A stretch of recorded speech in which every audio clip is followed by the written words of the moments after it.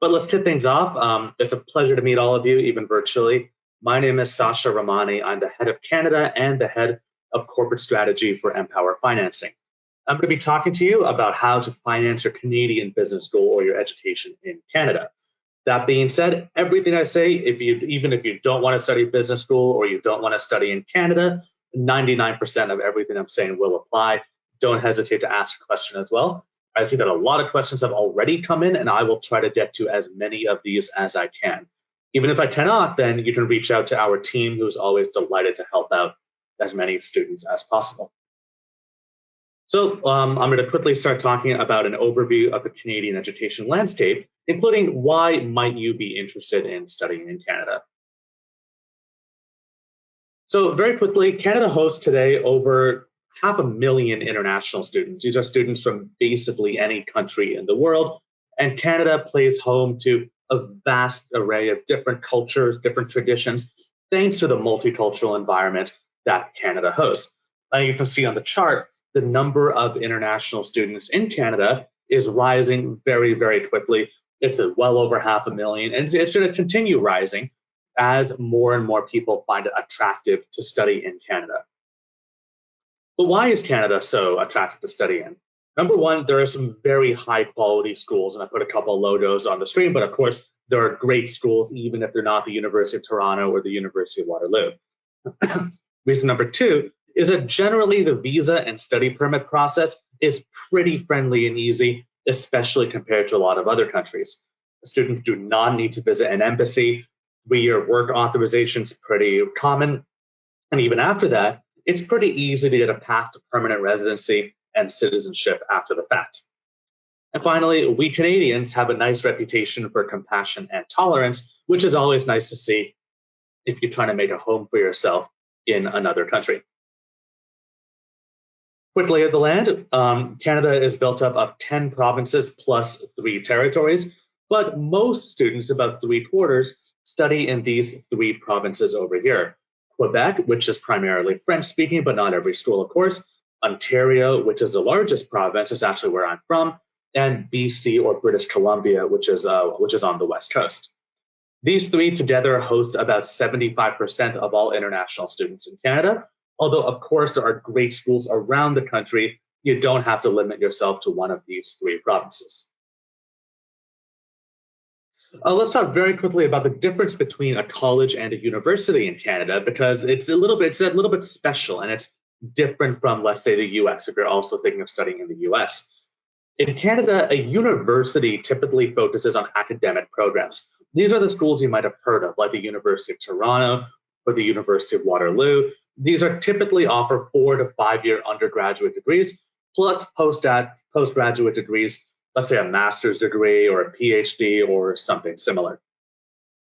On the other hand, a college is more likely to provide a 2-year training certificate, likely a diploma, and they tend to be favored by students who already have a university degree, maybe from their home country.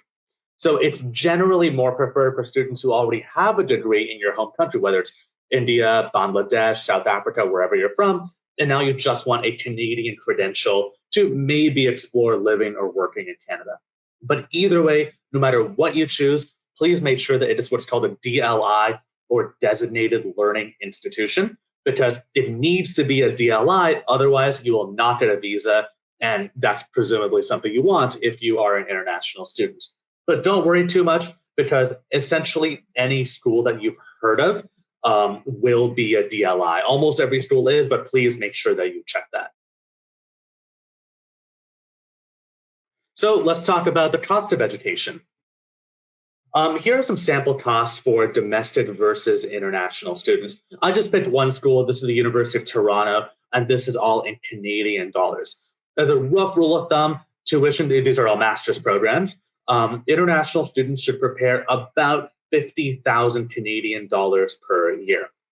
That's if you're an international student. Again, that means that you're not a citizen or a permanent resident of Canada. That means that, yes, tuition rates are a little bit higher. The University of Toronto is one of the more expensive schools in the country, and therefore, and it's one of the best schools in the country. That's why the rates are a little bit higher. and that's why international tuition is at in the rough ballpark about 50,000 Canadian dollars a year. In terms of calculating the true cost, though, you care about more than just tuition, but also presumably you care about housing and living expenses as well. It's important to consider all those different costs because it can be more expensive to live in Vancouver or Toronto than maybe in your hometown. But there are many ways to finance that education, whether it's through co-op employment or part-time work. In Canada, students can work 20 hours, up to 20 hours a week while studying, and you don't have to work only on campus. You can work anywhere, which is actually much more friendly than in many other countries. A lot of students finance their education through some combination of personal savings, family support, scholarships, or loans. And we'll talk about especially scholarships and loans going on. So let's talk about how to finance your education. And this is something which we at MPOWER deal with a lot. So a lot of the questions we get asked are, I've been admitted to a great school. Why is it so hard to get a loan? Why does it take so long? Why is there so much paper going around, and so on? And this is what we at MPOWER, we are founded to solve, because our mission is that we offer education financing through both loans and scholarships to high promise students from around the world. Again, for students from basically any country. And we do this because we believe that socioeconomic mobility should be borderless. Here are some loan terms, and I'm not going to read through all of this today. You can see it on the slides or on our website. But essentially, we provide funding for up to 50,000. That's US dollars. In Canadian dollars, that's about 62,000 Canadian dollars, which can cover tuition, housing, meals, and other expenses. We offer interest rates from about 6.5 to 14%, and offer lots of discounts for very easy incentives that anybody is eligible for. We help all of our students build a credit profile and offer a lot of free services, which I'll be talking about further on, for help with things like visa support letters and getting your study permit and everything else after that. Now, of course, you can hear from me that MPOWER is great, but don't listen to me. Number one has been rated independently as the #1 student loan for international students by a lot of different parties, from NerdWallet to Investopedia to US News and World Report. We're also the official international student loan partner for a lot of different firms. So don't just listen to me for why MPOWER is great. Independent people have realized that on their own as well. How do you apply for an MPOWER loan? So I'm getting a lot of questions about this, so please, this will be relevant to a lot of you who are asking questions. There are 3 main criteria for applying for an MPOWER loan. Number one, make sure you're attending an MPOWER school. There are about 400 different MPOWER schools in the US and Canada. There's a list on our website. Instead of asking me, do you work at my school or this school, please look at our website. It's all there. Number two, students must be within 2 years of graduation. That means that if you're going for, let's say, a 2-year MBA, we can fund both years of an MBA. Great. But if you're going for an undergraduate program, typically it means the final 2 years of that undergraduate program. And finally, you're pursuing a degree-seeking program. We also cover most diploma-seeking programs, but just make sure that, for example, you're not just studying abroad, that you will get a credential at that college or university. How can you apply? Very quickly on our website at MPOWERfinancing.com. It takes only about 30 seconds to check your eligibility. Instead of asking me if you're eligible, you can probably do it during this talk.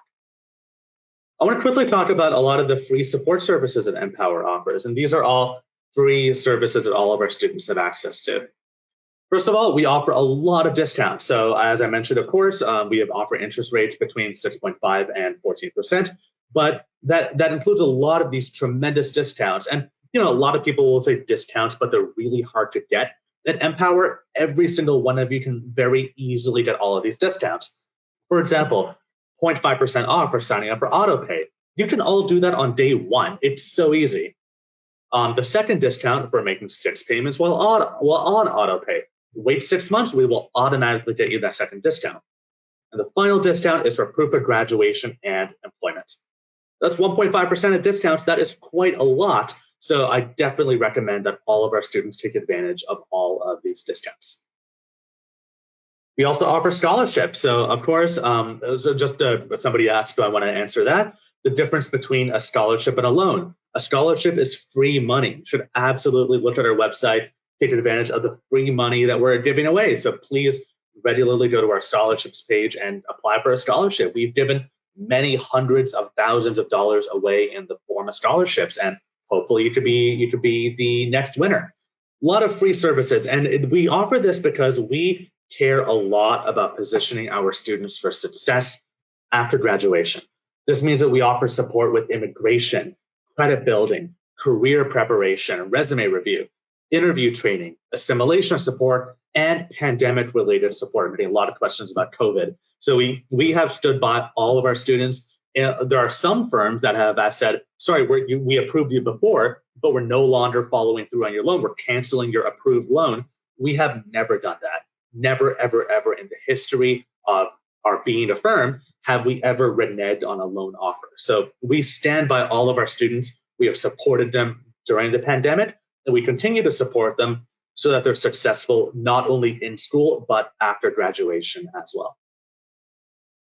And thanks to that, thanks to the support that we offer students, we've gotten a lot of great testimonials here. I'm not going to read them to you, but for a couple of our students who have really benefited from our loans and scholarships. And you can see how they often have comments like, oh, well, I thought it would be so difficult, but it was actually so easy. And I'm so happy that Empower can support international students like me.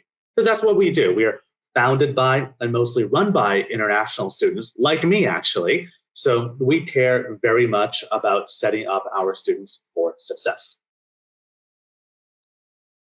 Finally, I'm going to talk about Canadian immigration because a lot of people ask me this. The quick disclaimer is that I'm not a Canadian immigration consultant, but I would recommend looking at that website or booking a paid consultation with one of our immigration partners if you're looking for some information about Canadian immigration that goes beyond what I'm talking about over here.